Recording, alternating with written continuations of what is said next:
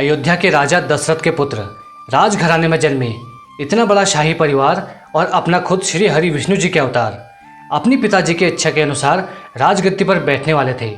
दोस्तों जरा सोचो, अगर श्री राम बिना वनवास के राजा बन जाते तो क्या आप और हम, ये पूरी दुनिया उनको श्री राम कहती?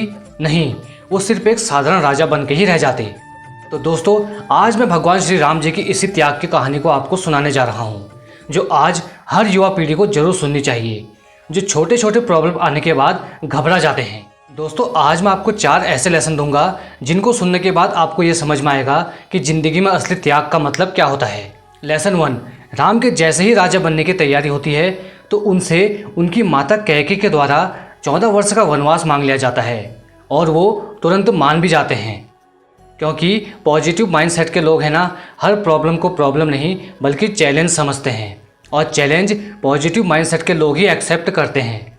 अपने पिता के एक वचन के लिए वो खुशी खुशी राजघराना छोड़ जाते हैं और जाते जाते सबसे पहले उसी के पैर छूते हैं जिसकी वजह से उनको 14 वर्ष का वनवास हुआ था, क्योंकि जानते थे अगर यहाँ रहा तो सिर्फ साधारण राजा बन के ही रह जाऊँगा। अगर भगवान बनना है तो घर हो या महल, गरीब हो या अमीर, त्याग तो करना ही पड़ेगा। और बिना सेक्रीफाइस के सक्सेस पाना तो भगवान के हाथ में भी नहीं है। लेसन नंबर 2, भगवान श्री राम एक वीर योद्धा थे, ना कि अपनी पत्नी के वियोग में रोने वाले। आज जितने भी कथावाचक हैं जो आपको ये सुनाते हैं कि भगवान श्री राम रोते रहे अपनी पत्नी के वियोग में, नहीं, वो एक वीर योद्धा थे, श्री हरि विष्णु जी के अवतार हैं। कितनी भी कठिन परिस्थिति क्यों ना आ जाए, उन्होंने उसका सामना एक मजबूत चट्टान के रूप में किया है। दोस्तों हमको भी भगवान श्री राम से एक बात जरूर सीखनी चाहिए कि कितनी भी खराब कंडीशन क्यों ना हो जाए, जब तक हमारा शरीर मेहनत करने के योग्य है, हमको ना उम्मीद छोड़नी चाहिए, ना अपने आप को कभी कमज़ोर पड़ने देना चाहिए। लेसन नंबर 3, सीता माता को रावण उठा के ले गया। अब श्री राम और लक्ष्मण सीता माता को ढूंढ रहे हैं। कुछ पता नहीं है कि रावण उनको कहाँ उठा के ले गया, ना दिशा का पता है ना रास्तों का, बस लक्ष्य पता है कि सीता माता को ढूंढना है और चाहे उसके लिए मेरी जान ही क्यों न चली जाए, मुझे उसे किसी भी हाल में खोजना है। और देखो आगे बढ़ते गए हनुमान जी, जामवंत, सुग्रीव, नल, नील जैसे मददगार साथी उनको मिलते गए, जो हर कदम में उनके साथ खड़े थे। चाहे सामने विशाल समुद्र क्यों ना हो, या फिर हो रावण की राक्षस सेना, या फिर रावण स्वयं खड़ा क्यों ना हो, फिर कोई फर्क नहीं पड़ता। दोस्तों यहाँ पर एक बात सीखनी है, अगर आपका भी लक्ष्य साफ है कि आपको पता है कि जाना कहाँ है, कितनी ऊंचाई तक मुझे पहुँचना है, अगर आप ये चीज़ें तय कर लें तो रास्ते मायने नहीं रखते। बस आप विश्वास के साथ चलना शुरू करो और डिसिप्लिन के साथ मेहनत करो। एक ना एक दिन आप अपने लक्ष्य को जरूर हासिल कर पाओगे। लेसन नंबर 4, श्री राम ने रावण से युद्ध जीत लिया।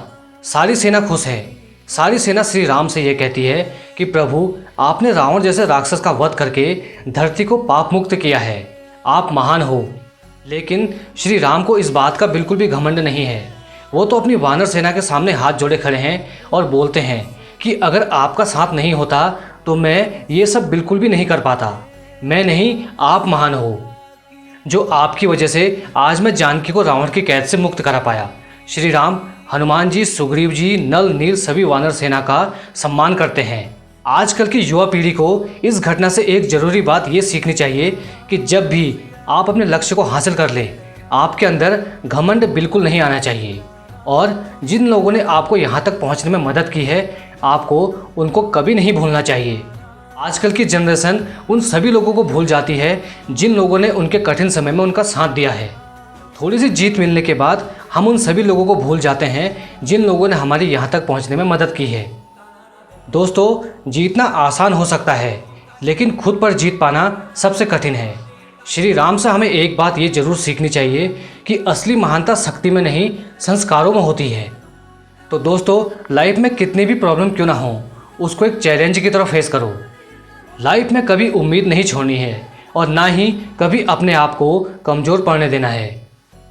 लाइफ में जो भी आपका लक्ष्य है उसको पाने के लिए डिसिप्लिन के साथ मेहनत करो, आपको रास्ते खुद ब खुद मिल जाएंगे। दोस्तों जीत मिलने के बाद ना ही कभी घमंड करना और ना ही कभी अपने साथ देने वालों को भूलना। तो दोस्तों ये था मेरा छोटा सा प्रयास जिससे मैं आपको जीवन के असली त्याग के बारे में श्री राम जी की कहानी सुनाकर थोड़ा समझा पाऊँ। अगर आपको वीडियो पसंद आया हो तो वीडियो को लाइक और शेयर जरूर करें और चैनल को सब्सक्राइब करना बिल्कुल ना भूलें। धन्यवाद। जय हिंद, जय भारत।